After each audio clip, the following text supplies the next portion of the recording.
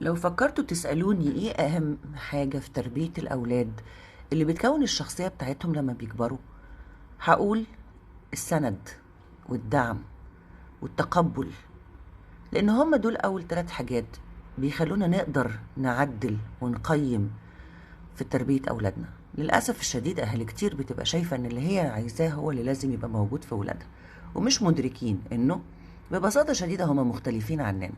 ده مش بس هما مختلفين، ده كمان زمانهم غير زماننا، واللي كان موجود في ايامنا ما عادش له وجود دلوقتي.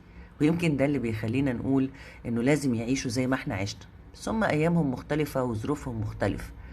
لكن اللي ما بيختلفش عليه أزمنة، ما بيختلفش عليه عصور ولا أسر، هو إن إحنا لازم ندعمهم ونفهمهم ونقدر إن ظروفهم مختلفة عن ظروفنا، وما ننساش إن إحنا في وقت من الأوقات كنا زيهم بالنسبة لأهالينا. دعم الأهالي لأبنائهم هو سبيل النجاة.